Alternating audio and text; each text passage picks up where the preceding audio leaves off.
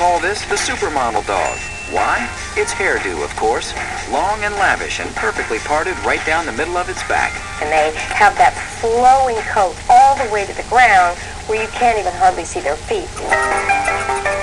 It's a hardy breed that is lively and intelligent and whose body is longer than it is tall. Usually weighs in under 20 pounds. It's a very popular dog because they're so adorable.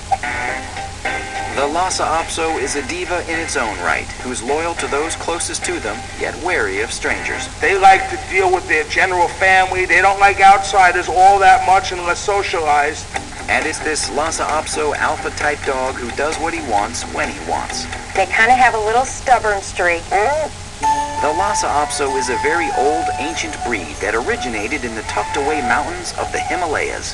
For centuries, the dogs were confined just to Tibet, where holy men and nobles kept the little dogs in isolation, where they performed as watchdogs.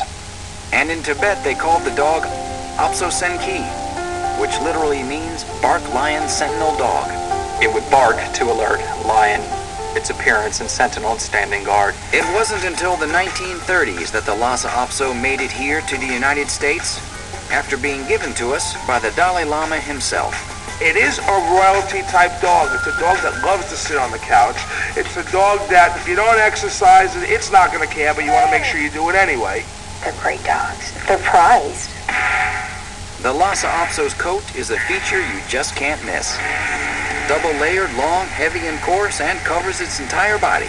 These guys have this long hair that just droops over their eyes and droops right to the floor. They can rapidly become a dust mop. And its fur comes in a bevy of colors, although most often seen are gold, cream, and honey, which highlight the dog's dark facial accents.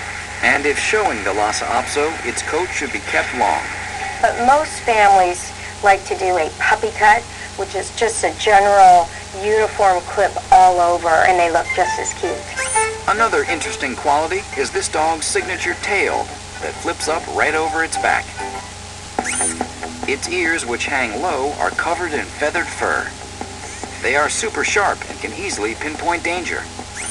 But this little dog's voice is what makes owners stand up and take notice. They're very smart, so if there's a problem and they notice something wrong, they're going to let you know. And so this little dog can pretty much live anywhere, as long as those they live with act responsibly. This is definitely a dog that I would recommend for city living and small apartment condo living. It's a healthy breed that can actually live well into its early 20s. In fact, the oldest living Lhasa Apso was 29 years of age. It's a pretty hardy breed. Sometimes they'll have hair growing inside their ear canal, and that can predispose them to getting ear infections. And these dogs don't shed much, which makes them a good choice for allergy sufferers. As for grooming, it can be a lot of work, depending on the cut. It's going to have to go to the groomer and get groomed on a regular basis. If it's not brushed and combed, it's going to tangle and knot up easily. As for training, it's a good idea to start early. And the Lhasa Apso makes a good pet for a family that's less active.